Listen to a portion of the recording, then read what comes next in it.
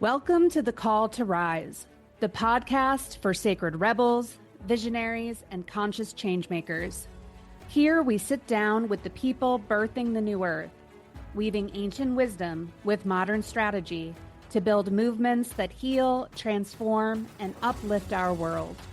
I'm Mackenzie Darling, your host, inviting you into honest conversations, practical tools, and hard-won wisdom to awaken your power and to inspire you to answer the call to rise and to meet this moment in history.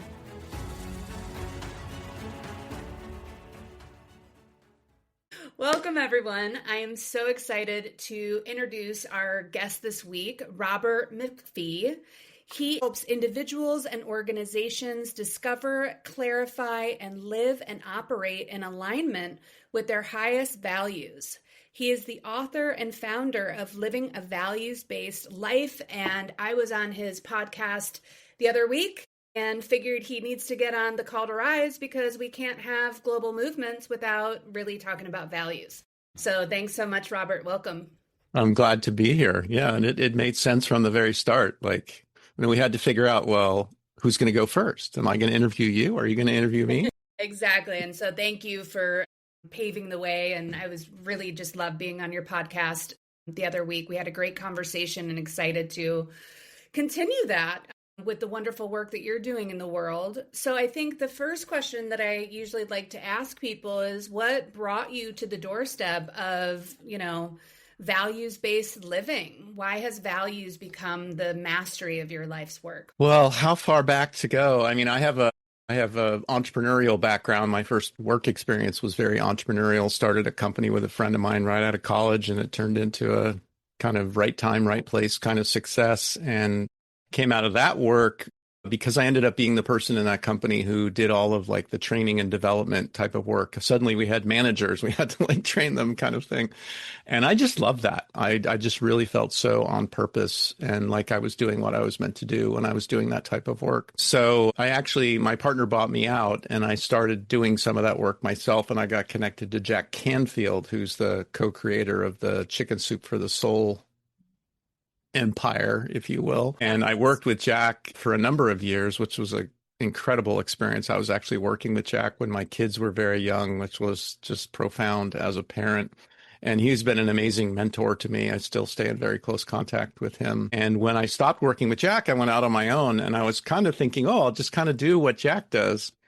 But I learned pretty quickly that you can't really use his model of going out and doing workshops and writing books and, coaching and that kind of thing. It doesn't go the same when you don't have a little book you wrote called Chicken Soup for the Soul that sold 600 million copies. So I kind of was muddling my way through, and I rebranded myself to something called Excellent Decisions, which was about helping people and organizations make decisions based on their vision and their values rather than all the external stress and pressure that we're all faced with in today's world. And that was a pretty fundamental shift for me in terms of really getting people's attention and them saying, that sounds like something I need. So that was a big piece. But then I narrowed it down further because I realized if someone has a really great vision, but it's not aligned with their values, chances are it's not going to take them really where they want to go and create the kind of results and experiences they want to be creating.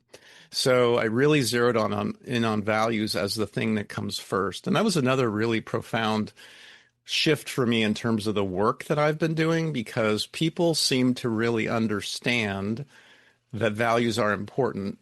But most people, if I stood on a street corner and interviewed, 100 people about their values, most people wouldn't really be able to articulate what their highest values are. So they know they're important. They don't really know their values. And then when they hear that I have a unique and different way of approaching values that makes it easier to remember and apply, they're kind of interested in that. So it's been a really good shift for me. And that's how I wrote the book, Living a Values-Based Life. I wrote about 3.5 years ago, I think it is now. And that was kind of the key to, I still do a lot of other things, but it really all starts with values for me at this point. I love your work because the first thing that I really talk about in my Movement Maker Incubator is values. You truly cannot build a movement without values. And it's the resonance that draws the people in who have similar values that want to co-create with you. I'd love to first just ask you the question, what are your values? I am going to answer your question, I promise, but we kind of need to. I said I have a unique way of approaching, which we do, because I'm going to answer your question. But I'm going to answer it. If I don't explain why I'm answering it the way I'm answering it, it might not really make sense. But what's really unique about the values-based life approach is that we divide values into two separate categories.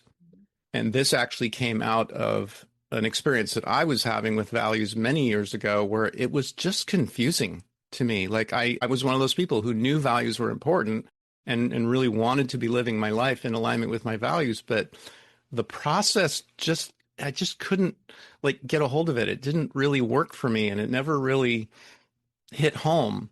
And for whatever reason, I tell people I've been doing this work for 25 years and I only have 4 pieces of original content. And this is one of them. Like, just out of the frustration, it occurred to me to divide values into 2 separate categories, because some of the things that were coming up to me as a value seemed different than others. And the 2 categories I used, I didn't call it this then, but now my work, the categories I use are called priorities, which are the areas of my life that are most important to me, the areas that if I'm really living my life on purpose, I'm putting my time and attention in those areas rather than getting distracted by all those external influences. And the second category is what I call ways of being, which is qualities and characteristics, like the way I want people to experience me, the way I want to be experiencing life and just showing up, the qualities and characteristics I really want to embody. So the answer to your question comes in those 2 categories for me. My highest priorities, I ask people to make a top 5 list. Sometimes it's like a top 6 or 7 list, but we shoot for a top 5 list, which makes it pretty easy to remember. But for me, the number 1 on my list of priorities is my relationships with my children. Number 2 is the contribution that I want to be making in the world. Number 3 is my health and well-being. That's physical, mental, emotional, spiritual health and well-being. Number 4 is my business, like my career and money and finances. And I kind of encourage combining in the work that we do. To me, those things go together. Career and money go together. And then number 6 is another combination. It's relationships. It's the relationships that I have with my extended family, with friends, colleagues, those kinds of things. So the degree to which I'm putting my time and attention into those areas tends to be the degree that I feel like I'm really living my life the way I want to be living it. And then in terms of ways of being, those qualities and characteristics, the ones that show up for me now are kindness and caring, humility, awareness, peaceful and calm. And then actually my latest addition to the list is courage. Like, I just feel like in today's world, being courageous is super important. And sometimes I feel myself not being as courageous as I could be. So it's something I want to put my attention on. All the movement makers listening, I think courage is a huge, huge one that people can really relate to, because it takes a lot of courage to oftentimes question the mainstream and step out of the matrix and create something new in the world, and a lot of visibility. Yeah, I was revisiting some of Brene Brown's work recently, and that was what really kind of cued me or triggered me to really bring that to the forefront. She has amazing work about courage and vulnerability, and how in order to be courageous, you have to be willing to be vulnerable. And there is no vulnerability without some courage. So, and I think that really relates to the experience that when people are making the shift into taking their organization from just a business trying to make money and make a product or sell and market, whatever, to a true movement, I think you're right. There's a real element of courage and being willing to be vulnerable, to play bigger and think of your organization as something much, much more. It will expand us in that area for sure. You're pointing to something that's really important, because we've been sold this lie that vulnerability is something that's weak, but it's actually the definition of courage. And I love Brene Brown's work around that. So yeah, I'll put that in the show notes. I loved your priorities, and I think a lot of people can relate to similar priorities. It reminds me of Jay Shetty has this quote that says, "You can have it all, but not at the same time." So how do you prioritize your priorities? Yeah. How do you work on that? Yeah, well, the process we take people through with priorities, we ask them to put them in order. And for some people, that's really hard because you're taking all the things that are most, it's like asking you who your favorite child is kind of thing, right? Like you can't, it feels like you can't. But the truth is with any of those things, like I could look at my top two and say, my relationships with my children or the contribution I'm here to make. If I had to choose, if I could only have one, then that meant I couldn't have the other. Which one? In my case, it's a very easy choice. And with those two, sometimes it's not that easy of a choice, but I think we can always choose and say. And it doesn't mean making a contribution isn't important anymore. I mean, it's of all the things I could put on my list of priorities, it's number two. It's very, very important to me. And it shows up like personally with the organizations that I choose to donate to and give my time to. I look at my work as a form of contribution. So it's very, very important to me. But relationships with my kids has just always been number one. So we ask people to kind of put them in order. And and also with the ways of being, we don't ask people to put them in order. We do ask them to do a top 5 list, but not put them in order. Because in my experience, those are more kind of situational. Like if I'm at work, courage might be more important than calm and peaceful. Sometimes work isn't so calm and peaceful. I try to be calm and peaceful and kind of unflappable when I'm working. But anyway, we don't ask people to put those in order. And part of the beauty of having these two lists, and I think this is really the answer to your question in terms of like prioritizing priorities, is when we have these two lists, we can literally look at them at any given time and see how we're doing. Like I can look at my life in the context of these two lists and say, am I putting my time and attention into the things that I've declared are most important to me or not? It's a yes or no question on some level. Some distinctions, some gray area probably, but pretty much it's a yes or no question. And same thing with the qualities and characteristics. I say humble is one of my characteristics that I want to embody. Am I on this podcast? Am I listening to what you have to say? Am I in a conversation, or am I just here to tell everyone how smart I am? So I can evaluate. I can self-assess how I'm doing. And one of the interesting things that happens is, like with my priorities, for instance, if I want to make an adjustment, I want to like up level my values-based life, I'll look at those 5 things and say, where can I make an improvement? And I'll start at the top, the relationships with my kids. Well, truth is, I have amazing relationships with my kids. And there's always ways to do better. But for the most part, that's a game called keep doing what you're doing. So that's probably not going to be the area that I look at. Contribution, same thing. I'm pretty much doing what I want to be doing in that area. And I get all the way down most of the time to number 4 with my business and finances and playing this game even bigger now that I do have opportunities with this values work really resonating with the marketplace. I have some really great opportunities now. Well, I got to go over to my qualities and characteristics and be courageous in order to really take advantage of those. So the list gives me the opportunity to not only prioritize, like put them in order, but also choose where to take action, like where to, somebody else might have a list where their number one thing is really important to them, but it's not going very well. That's going to be an easy call for them. Like it's the most important and it's the area that needs work. That's where I should put my attention. Before we go any further, I want to speak directly to the revolutionaries that are listening. The ones who know that their lives carry a deeper purpose of service in this moment. If you can feel that you weren't meant to simply succeed inside the old systems, but to help reshape what comes next, this invitation is for you. I've created the Movement Maker Archetype Quiz, a powerful tool that reveals one of 7 leadership archetypes emerging right now to guide us through this threshold moment in history. This isn't about personality. It's about discovering your unique leadership medicine, the role you're here to play in our collective transformation. You can take the quiz at quiz.globalmovementmaker.com. That's quiz.globalmovementmaker.com. If something in you knows this moment matters, start there.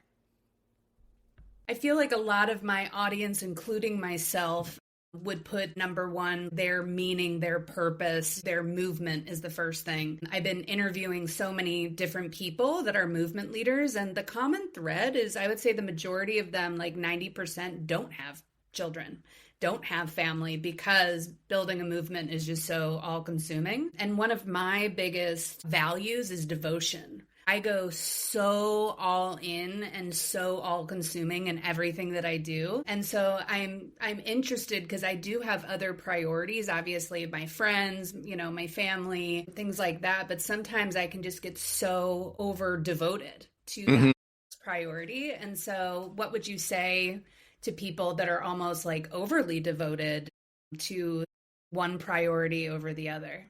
Yeah, well, I think that's another advantage of having these two lists and reviewing them. So I am super passionate about the application of this work. I love getting in front of a group of people. I just had the opportunity a few weeks ago to speak to a group of about 150 people at a national sales meeting. We took them through the values process, and there's actually really good research that shows it's a great way to create engagement at a company, is have everyone who's working there get clear about their own personal values and then look at the organizational values from that point of view, instead of, the C-suite leadership team goes to Mexico for a weekend and does a values retreat, and they come back with a new sign for the wall and they tell everyone, okay, this is what you're going to do. Not really engaging, but that having that list, if you did kind of a quick review like I did, like, okay, I want to live my life more in alignment with my values, like all of them.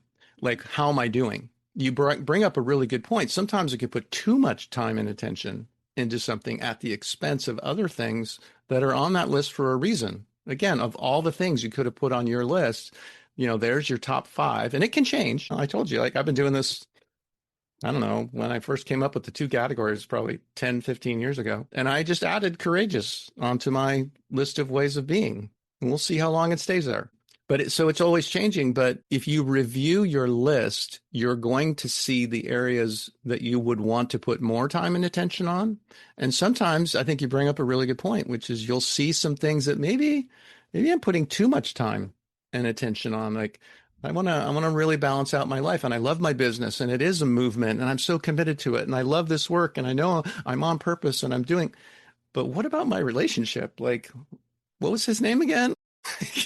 Like, whatever. So it's useful in both of those ways. And again, it's a pretty simple thing. If you realize that you've got kind of that out of alignment thing going on, then your question is, okay, well, what am I going to do? What's something that I could kind of tone down a little bit in terms of all the attention that I'm putting into my organization, and what's something that I could do for that relationship or for my health and well-being, whatever it might be, that you're realizing, that's an area where I really need a little work. Another personal value of mine is integrity, but sometimes that can also keep me a little bit in a prison as well, because I'm always just so in integrity that can be a mask for perfectionism. And so that can keep me like not stepping into making mistakes. And I see that a lot of times with a lot of movement leaders, especially ones that, have such high integrity. They don't want to bring the same harms into their organizations and their movements. Yeah, integrity is a word that comes up a lot. I think most of us really want to be in integrity. And to me, it's really related to another benefit of having really clear values, which is it becomes maybe not easier, but clearer when we need to say no. Because if I have this really strong commitment to integrity, but I combine that with a characteristic of always saying yes to things that I shouldn't say yes. Now that I've said yes, now I'm Mr. Integrity. Like, I'm going to do that. I'm going to follow up. So the beauty of being really clear about values is when other people are asking us to get on board with their movement, we can be more discerning. Sometimes, like, there's a mentoring organization where I live, and it's an amazing organization, and I volunteered and support them in any way I possibly can, because they're an amazing group of people doing amazing work, and I just love it, and I feel like it's part of my purpose, and that's great. But I can't do that for every organization that sounds like a great organization. I was actually at an event here in Sonoma a couple of weeks ago where they were recognizing volunteers from all sorts of these organizations. And there were like 55 different nonprofit organizations in this little Sonoma Valley area where I live. And obviously I couldn't, and they were all amazing. They're all doing amazing work, these, kids with autism or visiting with horses and this amazing stuff. And I would want to help all of them, but we can't, right? We have to make choices and say, no, I love horses, but my thing is mentoring. And then I can put a reasonable amount of time and attention without like stretching myself so thin that I'm really not able to help anybody. It's so important to really stay in alignment with what you're doing. And then obviously having those values can keep you in that alignment. I really loved how you talked about getting the whole organization on board with your values. That's very movement ideology, and not having top down, but having the community co-create with you. What are some of the best ways to implement that? In my experience, one of the most important things to address is leadership development. And one of the interesting things about values, again, like I have this very biased point of view, but I believe that values define leaders. Like if you are clear about your values and you're living your life and running your organization as best you can, always trying to get a little better, but as best we can in any given moment, we're trying to operate our organization and live our life in alignment with our values. I say you're a leader. Now, you might be the receptionist, not the CEO. But I think a receptionist who is really clear about their values and is really living and working in alignment with their values is absolutely a leader. And I think we've all been part of organizations where people who aren't, they don't have a team of 20 people, but they're the person in the organization that commands respect. Like they know when to say no. They are in integrity, all those kinds of things we're talking about. But they're a leader. They're absolutely a leader. And I think in terms of your question, like how to really integrate values into the organization, there's two things that I kind of build my work on with organizations. The first is that piece of helping people on the front lines, having everyone engaged in this conversation about values and everyone creating their own list. Like they have these two lists, like what they know what their highest priorities are. They know what their ways of being are, how they want to show up. And so that's one piece, is helping everyone in the organization get into that conversation about values. And in my experience, the key to keeping that conversation going is supporting leaders and leadership development from a values-based point of view. Because the quickest way for the conversation to just go, come to a grinding halt is if leadership isn't on board, or leadership is too busy, or they don't have the support that they need. They're pulled in too many different directions. And it's just like, I don't have time for this. Like we got goals we got to hit. We got things we got to get done. I don't have time to check in with my team on, at the beginning of a meeting with a simple reconnection to a values-based, question we can ask, which one of your values have you been living into, whatever. It takes 15 minutes at the most at the beginning of a meeting, even less depending on the number of people. But it makes a real difference to keep it going. So again, for me, like doing the values work to begin with and getting everyone involved, and there's really good science behind how that works to create engagement. And it kind of makes sense if you think about it. And then having leadership development and supporting and engaging leaders on an ongoing basis to keep the conversation going. I think this is one reason, we touched a little bit on this on your podcast, like the difference between businesses and movements. And I think this is like one of the reasons why I'm so passionate about trying to educate people on the difference between building businesses and building movements is within movements, your values are pretty much everything. It's actually like the ground that we stand on, right? Yeah, it's the foundation. Absolute foundation. And because you're holding it within community, people are paying much more attention to it because every single one of them is a leader. And when you and I have talked previously about movements, I think there's a real win-win opportunity with the conversation about values and movements, because if someone as a leader is really approaching their organization and seeing their organization and living their organization as a movement, that's another foundational piece. Just as the values can help be a foundational piece in the organization, just the mentality of being a movement and having clarity about the contribution that's being made, whatever the business is. I mean, sometimes, I've done some amazing interviews recently with people from like the biotech and med tech and wellness industry and some of the work that's going on out there. It's incredible. Like the technology advances in the area of like wellness and healthcare. Some of these people like, and that makes it kind of easier to build a foundation as a movement and to have a values clarity and bring that into conversation. It definitely makes it easier. But even like I always give the example, I told you my work beginning was entrepreneurial. Well, we were running a parking company. We actually started a valet parking company the summer we graduated from college down in San Diego. We were working at some restaurants down by the beach. It was a pretty sweet gig. And it was a really good time to do it because there was a real parking shortage. Anyway, long story short, like within 7 years, we had 400 employees and we're a multi-million dollar business. This couple of college kids just, Wow. doing the best we could. But one of the key moments in that, and, valet parking is not like a revolutionary like movement. You don't think of it as a movement, like you're just parking cars, right? But one of the reasons we succeeded, I'm convinced to this day, is that very early in that journey, we realized we were mostly working with restaurants at the beginning.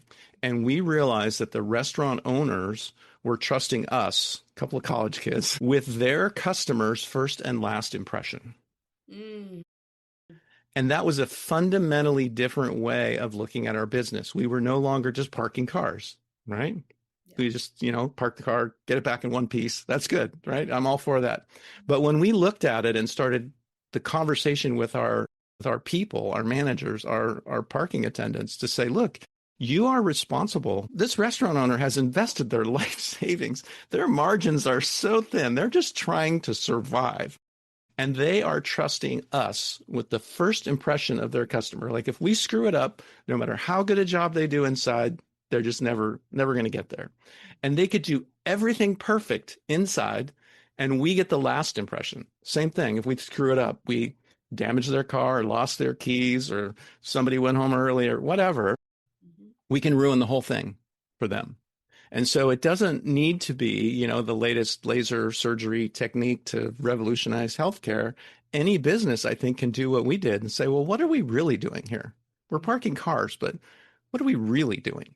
And then you look at your organization differently. And ironically, as I'm telling the story, I'm realizing like that was kind of the moment our parking company became a movement instead of just a parking company. Oh. Every episode of the Call to Rise podcast is about the changemakers and movements reshaping our world. But the podcast is just the beginning. On my Substack, I open the door wider, sharing my personal journey with movement makers, the wins, the struggles, and the behind-the-scenes rituals that help leaders birth what's next. If you're ready to go deeper into the frameworks and practices you hear me hint at here, join me at globalmovementmaker.substack.com. This is so rich. Thank you so much for bringing that up, because I think so many people, when they hear me talking about movements, it's like, well, who am I to build a movement? But it's really about the mindset of what are you bringing to the table of the larger picture of your mission. On your podcast, we were talking about Patagonia. Like they could have come in and just said, okay, we sell, outdoor wear. But really, they're standing for something so much larger. Yeah, they're saving the planet. Exactly, saving the planet. And they got so much more buy-in because of that. And if people could literally just shift their mindset into that, we really could, I think, save the world. Yeah. And I firmly believe like it's literally true with any business. Whatever you're doing, there's a deeper impact than just the actual work, the actual creation of a product. Whatever it is, there's a way to look at it more deeply and like, how am I really helping people? What is the real deep confirmation? How am I making people's lives better? And it's always there. Otherwise, you're not going to be in business very long. or if you have been in business for a while, it's definitely there because you wouldn't have made it this far. I totally agree. And I think going back to values and belonging and organizations, I just wrote an article a little while ago when the whole Cracker Barrel debacle came about the new logo and the new look. And that was so interesting because that was really a war between saving the old and the progressive. I think that really came down to values. The brand not waking up to, oh, wait a minute, people belong in this organization with us. They grew up with us. Yeah.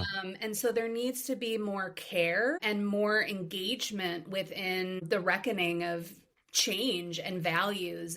I'm just curious what you think about that. Yeah, and I don't know what Cracker Barrel's values are or if they've actually done the work to really articulate them. I would guess for an organization that size, they probably have. You know, without seeing them, it wouldn't surprise me at all to see something there about connecting like generationally, like people, my parents and my grandparents, and we've always on Sunday nights we go to Cracker Barrel, you know, and that kind of like anchored in. And again, I'm totally speculating, but like that to me would be a reason not to change the logo. Like if that's a part of our values, if that's our brand, if that's who we really are, what do we need a new logo for? Like, are more people going to come in because we have a new logo? But I don't know. It also is a really interesting connection to the conversation about change too, because I remember noticing that as well, like the uproar, the fury about a new logo.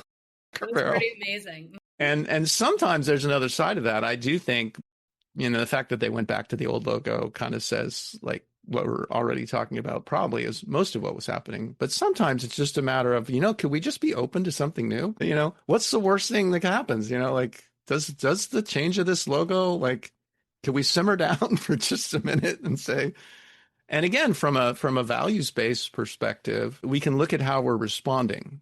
Like for me, my values, you heard me say, like peaceful and calm and kind and caring and being humble. I tend to have like low energy, keep it all under control. Let's just be thoughtful about this. Let's not lose our cool kind of thing. And sometimes, like, I mean, not to say that I don't get agitated, but I do think that because I've clearly articulated that those are my highest values, that that's how I want to show up in the world. When I do get agitated, someone cuts me off in traffic or, you know, that awareness goal, like to be aware for me has a lot to do with like paying attention to the other people around me. Like I'm not the only one in this world today, right?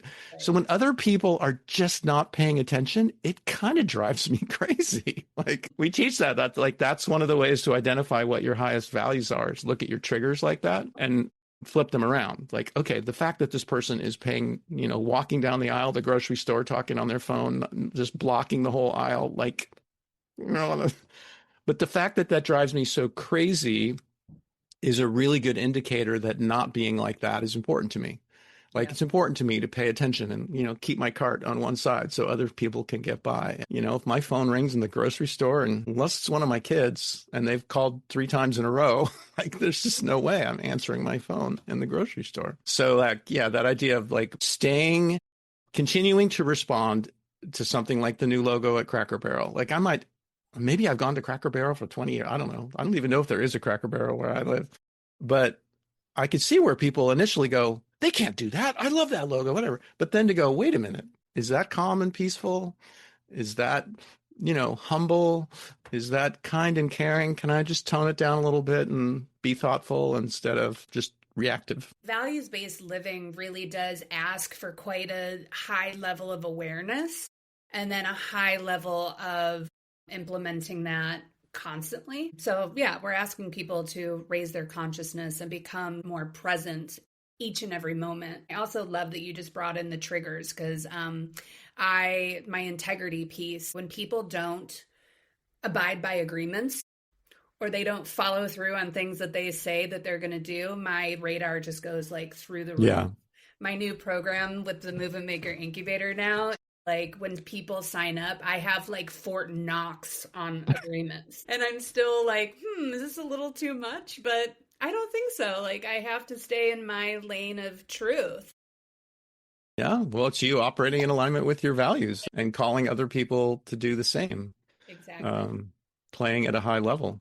Yeah, exactly. So I could go on and on with you, Robert, for hours, and maybe I'll have to have you on again because I just think like values-based learning is so important, especially for movement makers out there.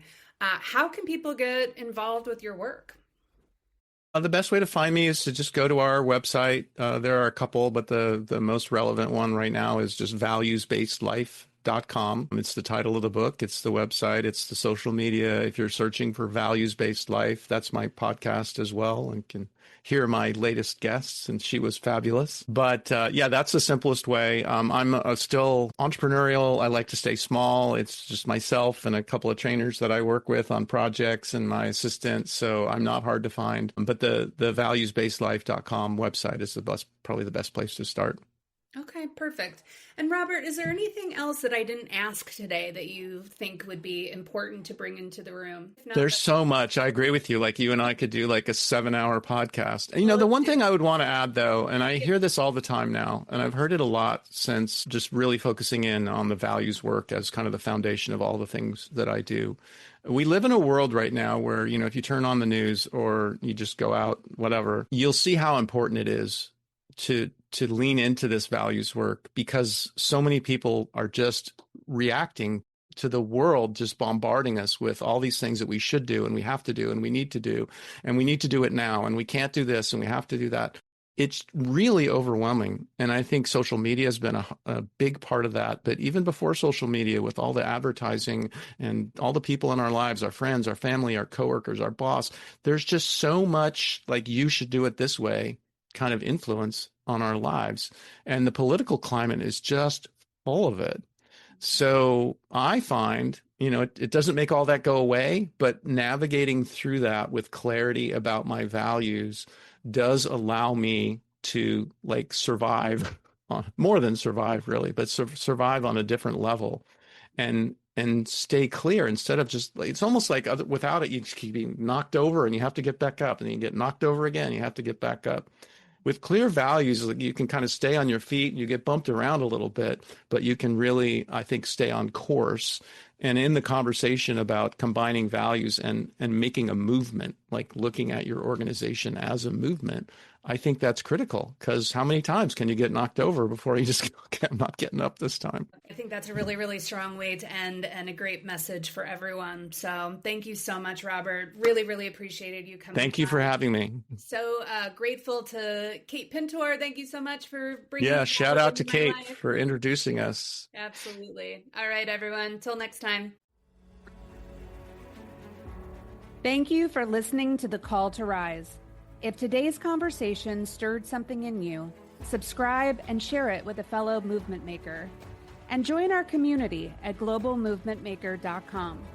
Till next time, keep leading with courage, keep weaving ancient wisdom with modern strategy, and always remember to answer the call.